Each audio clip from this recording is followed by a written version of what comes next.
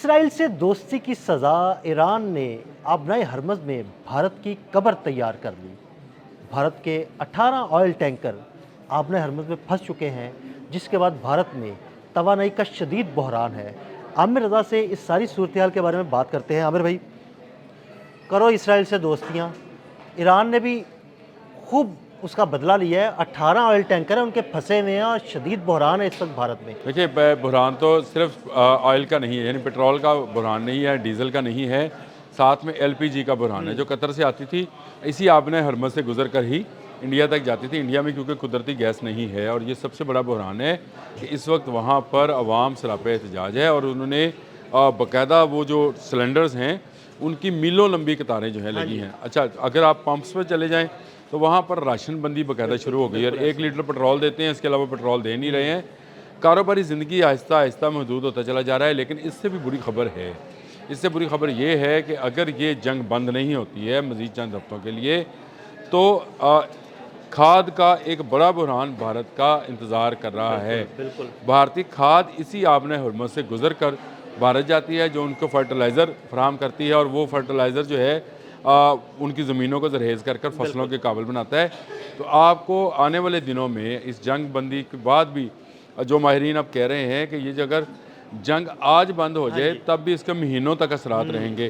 तो इसका मतलब है भारत को बहुत बड़ी फूड सिक्योरिटी, देखें दुनिया का सबसे बड़ा आबादी वाला मुल्क है, गैस उसके पास नहीं है, पेट्रोल उसके पास नहीं है, और आने वाले दिनों में खाद उसके पास नहीं होनी है, और उसकी भी 65% जो है पैदावार जो सिर्फ ज़राअत पर मुश्तमिल है। कोई बड़ी इंडस्ट्री जो है भारत में उस तरह की नहीं है जिसको वो बाहर भिजवा सके। हाँ, कुछ बाहर की कंपनीज़ ने वहाँ प्लांट ज़रूर लगाए हैं क्योंकि एक सस्ती लेबर मिल जाती है, लेकिन अब वो भी आहिस्ता आहिस्ता वहाँ से चले जाएंगे, क्योंकि भारत को जो इजराइल के साथ दोस्ती है उसका खमियाजा ईरान से भुगतना था। जो ईरान के साथ दोस्ती है उसका खमियाजा आपको इजराइल से भुगतना पड़ता है। देखिए, ये सीधी सी बात है कि ये दोनों मुल्क एक दूसरे के दुश्मन हैं। ये नहीं हो सकता कि भारत ईरान के साथ भी दोस्ती रखे और इजराइल को भी दोस्त बनाए। तो आप दो कश्तियों के सवार होंगे तो आप फिर दरमियान में से आपको कट लग जाएगा उसकी वजह। और ये मोदी ने यही किया कि एक तरफ ईरान के साथ दोस्ती की जो है कस्में खाई, और दूसरी तरफ उसने नेतन्याहू से जाकर हाथ मिला लिया। उसके बाद से ईरान ने इनके जहाज़ों को जो है रोकना शुरू किया है, नहीं तो आज भारत के जहाज़ भी गुजर रहे होते। और पाकिस्तान के गुजरे, पाकिस्तान के तो हर रोज के 2-3 जहाज गुजर जाते हैं, और 20 जहाज जो जिनको इजाज़त मिली पाकिस्तान के, ट्रंप भी मान गया, पूरी दुनिया मान गई। नहीं, 20 जहाज तो गुजरते भी दिखा दिए। वो तो पूरी इंटरनेशनल मीडिया बता रहा है कि पाकिस्तान का क्या रोल है और पाकिस्तान का इस जंग में क्या किरदार है। आदिल साहब, वो आपको कल तेहरान में होने वाले मुजाहरे में नज़र आया है, जिसमें लोगों ने ये उर्दू में लिखा हुआ, ये वक्त हम नहीं भूलेंगे, शुक्रिया पाकिस्तान, और पाकिस्तान का परचम ईरान के परचम के साथ लहरा रहे थे। बिल्कुल। दूसरी, हमने कल एक व्लॉग किया था जिसमें हमने ये भी कहा था कि वो मिसाइलों पे भी थैंक यू पाकिस्तानी पीपल के नारे दर्ज हैं। तो ये इसका मतलब ये हुआ कि ईरान और पाकिस्तान की कुर्बत इस जंग से हुई है, और इंडिया के साथ ईरान की दूरी पैदा हुई है। वो जो हमें नज़र आता था कि ईरान के अंदर से भारत जो है वो जासूसी के सिस्टम को चला रहा था, ये भी बंद होगा। पाकिस्तान की ये सरहद जो है पहले से ज़्यादा महफूज हो जाएगी। अब आ जाए भारत के एनर्जी क्राइसिस के ऊपर। देखें, पाकिस्तान ने किसी ज़माने में बड़ी अच्छी तजवीज़ दी थी कि ईरानी गैस जो है उसकी एक पाइपलाइन बनाई जाए और भारत तक चली जाए। इसमें बहुत सारा काम ईरानियों ने कर लिया, बहुत सारा पाकिस्तानियों ने कर लिया, और भारत एन टाइम पर भाग गया, और भागने की वजह से ये गैस पाइपलाइन जो है ये मुकम्मल ना हो सकी। अगर ये मुकम्मल होती तो आज कहीं बहरान ना होता। देखें, ईरान की भारत के साथ कोई सरहद नहीं है, एक पाइपलाइन थी जिसमें से पाकिस्तान को और भारत को गैस मिलना थी, और भारत में जो क्राइसिस आज आपको नज़र आता है ये नज़र ना आता, क्योंकि गाड़ी भी गैस पे चल सकती है। बिल्कुल, हाँ जी। उसके लिए गैस का होना ज़रूरी है। एलपीजी पे हम चलाते ही रहे हैं ना, एलपीजी पे, सीएनजी पे अभी भी रक्षा चलता है, एलपीजी गाड़ी भी चलती है, एलपीजी का इंजन भी बन जाता है। लेकिन अब भारत दोहरा फंस गया है, क्योंकि उसका तकरीबन 60-65% जो पेट्रोल है और गैस है वो बंद हो चुकी है आबने हरमज़ में। और ये जंग अगर मज़ीद चंद दिनों तक जारी रही, जिसका मुझे कभी इम्कान है कि शायद चंद दिन में ख़त्म हो जाए, 10-15 रोज़ में ख़त्म होने की तरफ चली जाए, लेकिन उसके बाद भी महीनों भारत में ये क्राइसिस ख़त्म होने वाला नहीं है। अगर 10-15 दिन में भी ख़त्म हो जाए तो अगले 10-15 दिन भारत के लिए बहुत खौफनाक है, क्योंकि उनकी मईशत का पहिया रुक जाएगा, फैक्ट्रियाँ नहीं चलेंगी, गाड़ियाँ रुकी पड़ी हैं, पेट्रोल नहीं मिल रहा, नहीं, सबसे बड़ी एलपीजी बात मिल रही है कि उनका और ट्रैक्टर उनके रुक जाएगा। ट्रैक्टर रुक, लेकिन अगर ट्रैक्टर रुक गया, मैं तो ट्रैक्टर रुक गया तो फिर तो उनकी ज़राअत जो है ना वो बैठ क्योंकि जाएगी। भारत और हमारी इकोनॉमी बिल्कुल ज़राअत डिपेंडेंट इकोनॉमी है। जिस तरह से और इतनी बड़ी आबादी को यानी तकरीबन 1.5 अरब की आबादी बन गई है अब भारत की, हाँ जी। उसके लिए एक बड़ी फूड बास्केट चाहिए है। और अगर उसको फर्टिलाइज़र, मैं आपको बार बार बता रहा हूँ कि गैस और पेट्रोल के बाद फर्टिलाइज़र का बहरान जो है ये भारत को ले डूबेगा। भारत में आने वाले दिनों में आप देखिएगा हंगामे होंगे, भारत में एक खाना जंगी जैसी कैफियत होगी। अभी लोग पेट्रोल पर घुमसान का रन कर रहे हैं और लड़ाइयाँ हो रही हैं। मैं वीडियोस देख के हैरान था। फिर उस पर एलपीजी के सिलेंडर्स भरवाने पे जो है इस वक्त शदीद हंगामे जारी हैं, इसी पर फर्टिलाइज़र में। और आपको पता है कि पंजाब में पहले ही भारत से अलहदगी की तहरीक चल रही है, खालिस्तान। और पंजाब की 98% जो है आबादी वो ज़राअत डिपेंडेंट है, यानी वो एग्रीकल्चर लैंड है। और यही असल में भारत का फूड बास्केट भी है। और आमिर भाई, और दूसरी जानिब वहाँ पर ओपोजिशन जो है वो मोदी के लत्ते ले रही है। वो कह रही है भाई कहाँ पर तुम्हारी खारजा पॉलिसी गई, हमारे जहाज़ रुके हुए हैं, उनको आने नहीं दिया जा रहा, पाकिस्तान के जहाज़ धड़ाधड़ आ रहे हैं। ओपोजिशन नहीं, वहाँ का मीडिया भी वैसे, वहाँ के मीडिया तजियाकारों को भी अगर सुने तो वो भी यही बात कह रहे हैं कि आपको हर तरफ अब पाकिस्तान नज़र आता है। वो पाकिस्तान जो कि किसी ज़माने में ये कहा जाता था कि यह अपने हमसायों के साथ जंग कर रहा है, उनके को वो पाकिस्तान आज दुनिया में अमन का पैगंबर बना हुआ है। और उसके जहाज़ आपने हरमत से गुजर रहे हैं, अमेरिका नहीं गुजार पाता, हाँ जी, अमेरिका नहीं गुजार, सऊदी अरब नहीं गुजार पाया, कोई मुल्क नहीं गुजार पाया। अगर किसी जगह का जहाज़ गुजरा है सबसे पहले तो वो पाकिस्तान था, और फिर उसके बाद चाइना के 2 जहाज़ हैं, और फिर पाकिस्तान के 20 जहाज़ हैं। तो इसका मतलब ये है कि पाकिस्तान का मीम्स वाली बात, माँ दी दुआ जन्नत दी हवा नहीं। लेकिन ये इसमें एक और बड़ी अहम चीज़ है जो कि हम भूल रहे हैं। जो प्रोडक्ट्स जो थी भारत से जाया करती थी वो अब आपकी पोर्ट कासिम से जाया करेंगी। बिल्कुल, वो आपकी कराची की बंदरगाह से जाया करेंगी।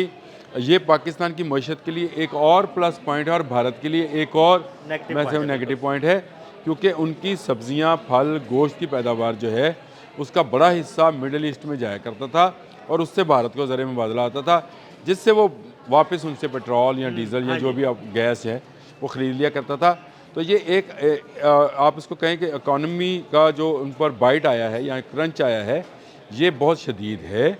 और भारत शायद पाकिस्तान को हो रहा है, देखिए पाकिस्तान को तो इकॉनमीली फ़ायदा हो रहा है, लेकिन आप आने वाले दिनों में देखिएगा कि भारत मज़ीद जो है पहले ही वहाँ पर इस वक्त भी तकरीबन 40-50 करोड़ लोग जो हैं वो गुर्बत की लकीर से नीचे ज़िंदगी बसर कर रहे हैं।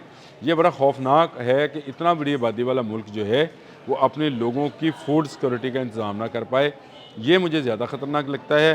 हाँ, ये ज़रूर है कि पेट्रोल और गैस का आपने हुर्मुज़ खुल भी जाए तो 1 महीना 1.5 महीना जो है मज़ीद इनको लगेगा, लेकिन वो जो इतमाद इन्होंने खो दिया ईरानी जहाज़ डुबो कर या अमेरिका से डुबवा कर, वो इतमाद इनको कभी वापस नहीं मिलेगा। वो अपॉर्चुनिटी जो कि एक गैस पाइपलाइन के ज़रिए इनको गैस मिल जाना थी, समुंदर के रास्ते की ज़रूरत नहीं थी, ये इन्होंने मौका खुद खो दिया था। सिर्फ पाकिस्तान दुश्मनी में कि ये पाकिस्तान से गुजर कर क्यों आएगी, इसमें इन्होंने ये मौका खो दिया।